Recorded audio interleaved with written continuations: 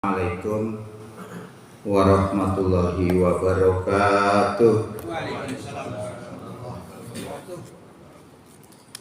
Alhamdulillah rabbil alamin wa bihi nasta'in ala umurid dunya waddin.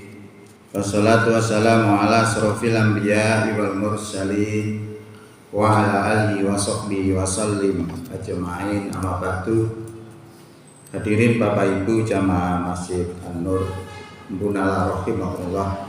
Syukur alhamdulillah di pagi ini kita bisa hadir untuk sholat subuh berjamaah yang dilanjutkan dengan kultum dalam rangka menambah mantapnya iman kita dan menambah wawasan keislaman kita. Oleh sebab itu mudah-mudahan kehadiran kita di pagi ini diterima sebagai amal soleh di sisi Allah Subhanahu wa Ta'ala. Bapak Ibu yang kami hormati, insya Allah puasa sudah kurang 2 hari. Rabu, Kamis sudah puasa. Itu berdasarkan hisab. Dan puasa itu yang jelas diwajibkan dalam bulan Ramadan itu ada di dalam Quran surat 2 ayat 185, bukan 183. Kalau 183 itu belum jelas puasanya kapan. Tapi kalau dalam Quran disebutkan surat 2 ayat 185 itu faman syahida minkumus syahra fal yasumhu. Ya. Maka barang siapa menyaksikan di antara kamu pada bulan itu, hendaklah dia berpuasa. Nah, ini yang menjelaskan puasa Ramadan itu wajib di bulan itu. Syahidah, menyaksikan. Nah, orang menyaksikan itu ada 2 model. Yang pertama itu modelnya adalah ru'yat, melihat, menyaksikan dengan mata kepala. Nah, itu dilihat kalau bulan sudah muncul berarti sudah masuk bulan baru. Bulan apa saja, tidak mesti harus bulan Ramadan. Bulan apa saja kalau sudah bulan muncul itu berarti sudah ganti bulan. Itu ru'yat. Dan itu diperintahkan oleh Rasulullah untuk melihat bulan itu dengan ru'yat. Nah, kenapa Rasulullah mengatakan demikian? Karena saat itu umat Nabi kita Muhammad yang hanya ada di Jazirah Arab saja, nah, mereka itu tidak bisa menulis dan menghisab. Inna nahnu umatun umiyatun la naktubu wa la nahsibu. Kami ini umat yang umi, tidak bisa menulis dan tidak bisa hisab. Nah, ini latar belakangnya. Atau dalam bahasa agamanya disebut ilat, yaitu ilatnya. Ilatnya sebabnya tidak bisa hisab. Maka Rasul memerintahkan untuk ru'yat. Itu. Nah, tidak ada persoalan saya itu karena apa? Karena kalau di negeri Arab itu sudah tampak bulan, nah, kemudian di Indonesia kok belum tampak, itu tidak ada masalah. Karena umat Islam tidak ada di Indonesia saat itu, tidak ada problem. Nah, problem itu muncul ketika umat Islam ini ada di mana-mana. Termasuk ketika ada di Kutub Utara itu masalah. Karena bulan muncul sekarang di sini misalnya, itu baru 1 minggu kemudian muncul di Kutub Utara. Nah, ini jadi problem, tidak sama. Nah, munculnya yang masalah lagi yang kedua ketika orang jamaah haji wukuf di Arafah tanggal 9 Dzulhijjah. Itu yang tidak ada di sana itu disunahkan untuk melakukan puasa sunnah Arafah tanggal 9. Jadi pas itu di sana di Arafah, di sana wukuf di Arafah, kita yang di sini tanggal 9 tidak ikut di sana puasa. Permasalahannya kalau berbarengan, kalau tidak bareng jadi masalah. Kadang-kadang duluan kita Arab Saudi, kemudian juga terbalik, kadang-kadang Arab Saudi dulu, kemudian kita baru kemudian. Kadang-kadang sama. Lah ketika nggak sama jadi masalah. Ketika di sana sudah buyar, kita baru kosong. problem. Ya, makanya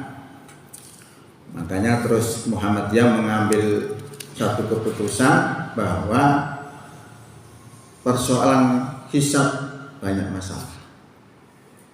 Yang kedua, karena bukan hisab ya, ru'yat. Ya, masalah ru'yat banyak masalah, dan juga ru'yat itu ternyata mengandung ilah. Nah, permasalahannya sekarang ini orang sudah pinter hisab.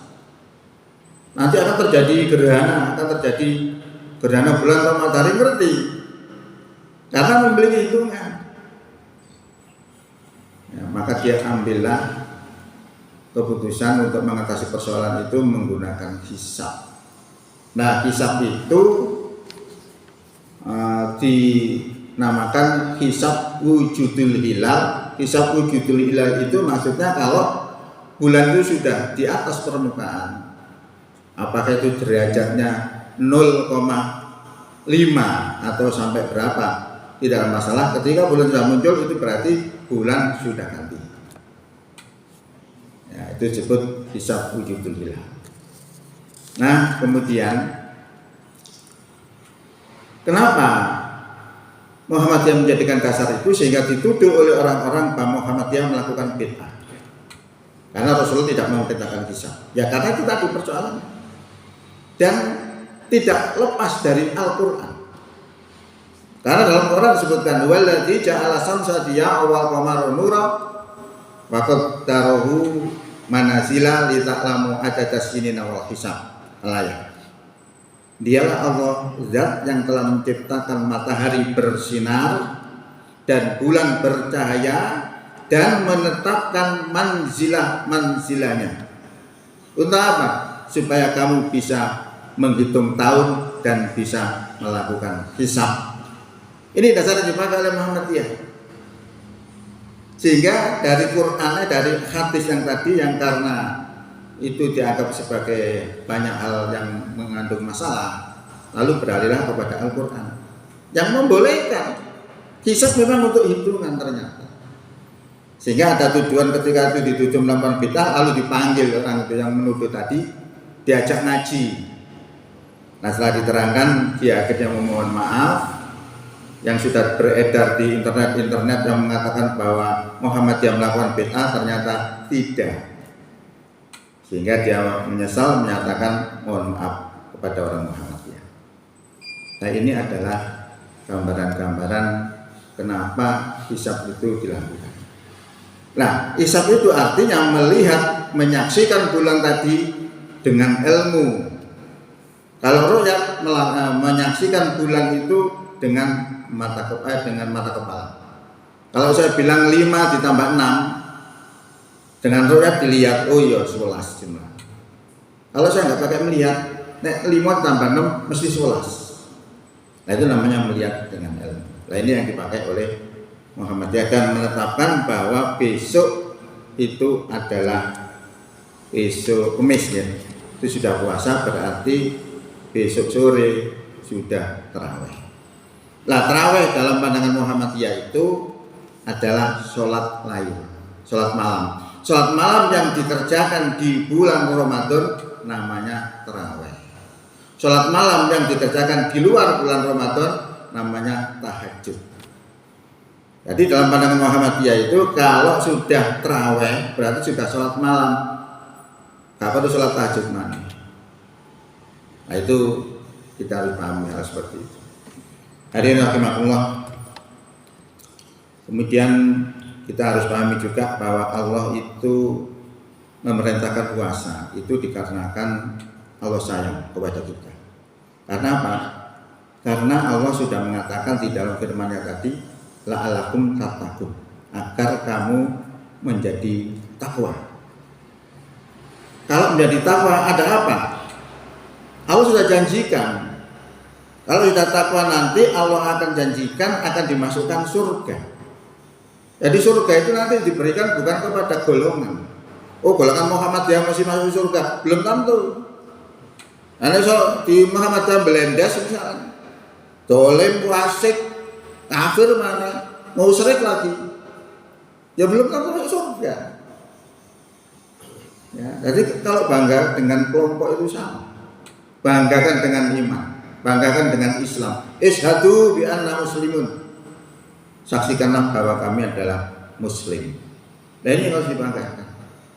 Ya, jadi Allah itu menjadikan kita menjadi orang takwa itu supaya kita itu selamat. Karena yang dijanjikan masuk surga itu adalah orang takwa, uiddat lil muttaqin. Yang disediakan untuk orang yang bertakwa. Demikian juga disediakan untuk orang yang iman dan amal soleh. Innalladzina amanu wa amilus solihati kanat lahum jannatul firdausi nuzula khalidina fiha la yabghuna anha hiwala. Sesungguhnya orang-orang yang beriman dan beramal soleh adalah surga Firdaus tempat tinggalnya. Mereka kekal di dalamnya, mereka tidak kepingin keluar, tidak ingin pindah daripada surga itu. Ini janji Allah nggak akan mengingkari janjinya. Allah pasti menepati janjinya. Itu berarti kalau kita diperintahkan berpuasa, itu bentuk kasih sayangnya Allah. Makanya kita hadapi puasa ini dengan senang hati. Kesempatan kita kalau masih diberi hidup di dalam puasa ini kita lebur dosa kita. Ini wadah yang paling bagus. Ya. Hadirin rahimakumullah, dan sudah kami sampaikan beberapa kali terkait dengan menyongsong Ramadan ini supaya kita terima puasa ini dengan legowo, karena Allah sudah kasih sayang kepada kita, karena Allah juga sudah memberi keringanan kepada kita. Yang semula puasa itu nek makan malam, kalau sudah tertidur lalu makan lagi sudah tidak boleh. Zaman dulu awal-awal puasa dilaksanakan, dan tidak boleh mencampuri istrinya. Kalau sudah tertidur kemudian bangun mencampuri istrinya tidak boleh. Tapi sekarang dibolehkan semua. Ini merupakan keringanan bagi kita. Ya. Hadirin rahimakumullah, saya tambah satu ayat saja terkait dengan orang yang takwa itu kayak apa sih? Disebutkan di sini banyak sih. Salah satunya, walladzina idza fa'alu fahisatan aw dzalamu anfusahum, dan orang yang apabila melakukan perbuatan fahisah. Perbuatan fahisah itu perbuatan keji. Ya apa saja yang dianggap itu tidak baik termasuk fahisah. Atau dzalamu anfusahum, atau dolim kepada diri mereka sendiri. Cirinya orang beriman seperti itu, orang takwa itu adalah ingat kepada Allah, zikir kepada Allah. Zikir boleh dalam kondisi berpikir tentang Allah, bisa juga dengan lisan, diucapkan dengan mulut kita. Dampak yang ditimbulkan ini luar biasa. Jadi orang kalau selalu ingat kepada Allah itu bagaikan kaca yang setiap hari dilap, lama-lama gelap. Kalau kita tidak pernah mengelap, maka kaca itu akan burek. Lah kalau tiap hari dilap terus gelap, lalu ketika ada cahaya itu akan memantul. Cahaya itu kalau memantul, kalau cahayanya Allah memantul ke dalam hati kita karena hati kita bersih. Itu gambaran kurang lebih seperti itu. Kalau kita lakukan zikir-zikir seperti itu, maka hati kita menjadi hidup, tidak mati. Kalau hidup itu tidak mudah terkontaminasi oleh apapun. Kalau saya ibaratkan bahwa hati yang hidup itu bagaikan ikan di lautan. Walaupun besarnya sebesar ibu jari, berada di dalam lautan 50 tahun, diterjang ombak dari kanan, kiri, atas, bawah dan seterusnya. Selama ikan itu hidup, maka ikan itu rasanya tetap tawar. Nah, percaya boleh coba. Kalau air di lautan, ikan di lautan kita ambil, kita makan, tawar. Walaupun kungkum nok nggak di lautan kurang-kurang puluh tahun. Tapi mati, hati itu mati, ikan itu mati. Tidak pakai 50 tahun. Sekarang mati kita kasih air, kita kasih garam, rasanya jadi asin. Itu ibaratnya kalau hati kita hidup, kita berada di masyarakat yang coraknya bermacam-macam, ada masyarakat merah, ada masyarakat kuning, hijau, biru, macam-macam. Selama hati ini masih hidup, tidak akan terkontaminasi oleh ombaknya lautan masyarakat yang bermacam-macam. Nah, kalau mati hati kita, maka unsur-unsur jelek bisa masuk. Kita kumpul dengan penjudi, ikut jadi penjudi karena punya prinsip. Maka digambarkan oleh Allah, falamma nasu ma dzukiru bihi fatahna alaihim abwaaba kulli syai'.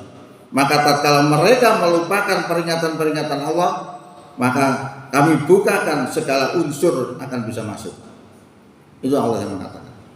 Jadi ini pentingnya zikir. Makanya di sini disebutkan bahwa orang yang bertakwa itu ketika melakukan kesalahan, melakukan dosa, ingat kepada Allah, fastaghfiru lidunubihim, lalu memohon ampun kepadanya.